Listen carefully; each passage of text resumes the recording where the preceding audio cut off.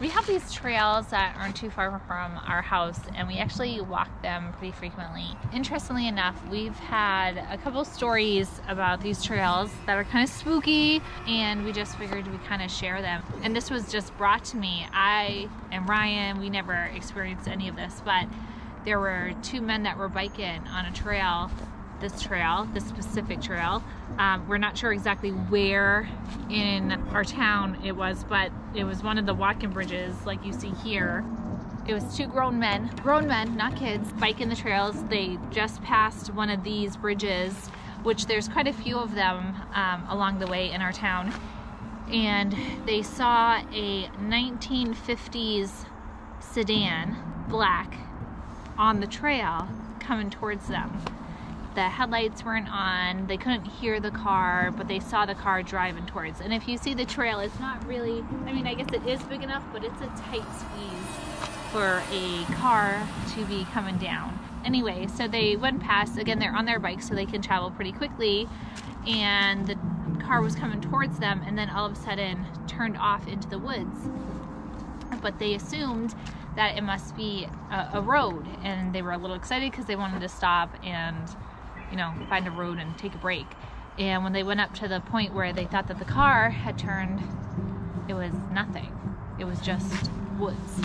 So again, they never heard the car. They never heard like going through the woods. They couldn't find where the car went. And now my understanding, or how it was told to me, is they don't mess around with the trails around here anymore, just because it was so freaked out. But it was two people at the same time that saw the same exact thing, so that made the account a little bit more nerve-wracking, if you will. We've walked these trails for years. Actually, since we've been on YouTube, we've filmed a lot of videos out on these trails. You might have seen us out here before.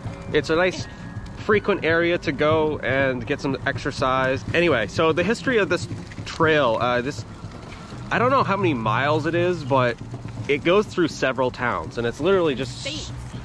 And does it go different state? I'm pretty sure it goes to Massachusetts. Oh, okay. I didn't know that. Anyway, it's pretty much a direct straight line. And why is it a direct straight line? Because this was originally a railroad. Once the railroad was decommissioned, I don't really know the history. I might do a little research on that and put that in here. From what I could gather, this railroad was mainly used in the 1960s for passengers and then switched in the 70s to freight. Until finally, after bankruptcy in the 1990s, the railroad was closed for good. Obviously, the tracks have been ripped out. People use it for biking, for walking. In the winter, they'll do snowmobiles, but no four-wheelers, dirt bikes are supposed to be on there. Yeah, unfortunately. I wish motorized vehicles were allowed, that would be great, but they're not, unless it's a snowmobile and there's snow. And right now, it's very strange because it's the middle of January. As you can see, no snow. Don't have a flake of snow on the ground. I mean, yeah, there's a lot of history here on these trails. I did recently find, I was looking at the trails on a map, and just on Apple Maps on my phone, and I found one of those little dots that shows that there's something there. So I zoomed in and looked, and it said that it was an old grave site, cemetery.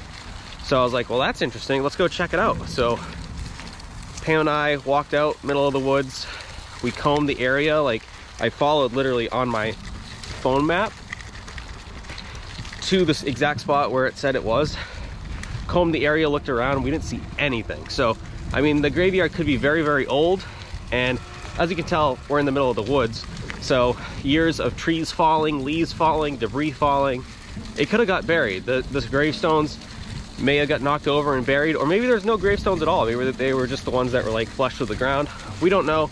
We didn't do a whole lot of digging or anything like that, but we couldn't find the gravesite.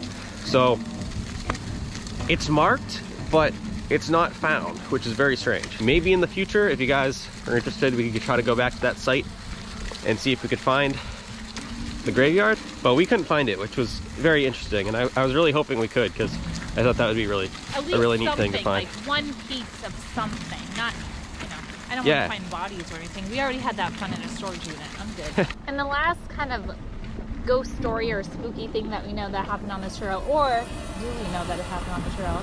When I was a little girl, I grew up not too far from here, and my grandfather used to tell us that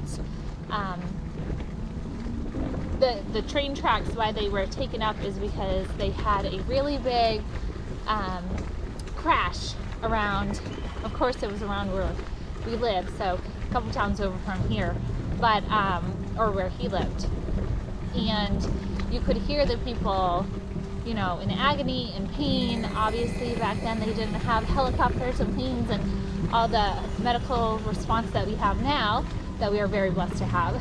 But he used to do he told us this because if we walked on the trail too late at night, we might see people, that was the story, there's ghosts that walk the trail, and that you could hear people moaning and just in pain, basically.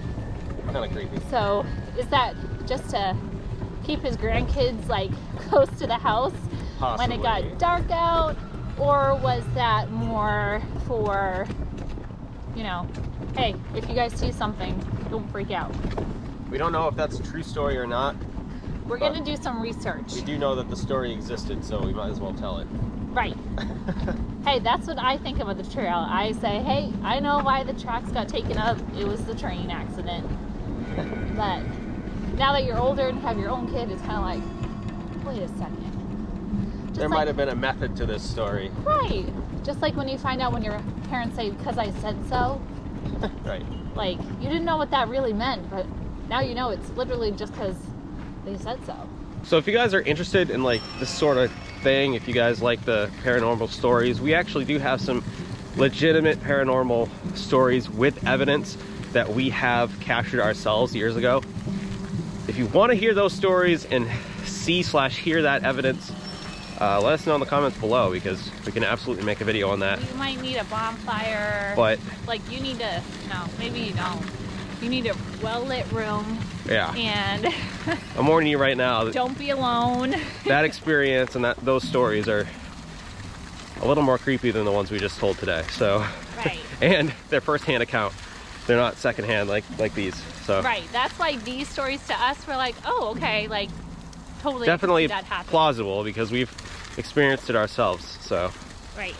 Pretty wild. But anyway, guys, thanks for watching. Hope you enjoyed the vid, and we'll see you again the next one. We got a 7-mile hike back. I gotta go. Fun story, when Kimmy was a puppy, we had her on these trails because we'd go run in them, and she got excited. She saw a baby cow, and then the mama cow came and she was not so excited. She whimpered all the way back to Ryan. Yep. Yep. Anyway, sorry. Serious time. Great way to follow up a ghost story with a dog chasing a cow. Yeah, real scary. The cow chased the dog.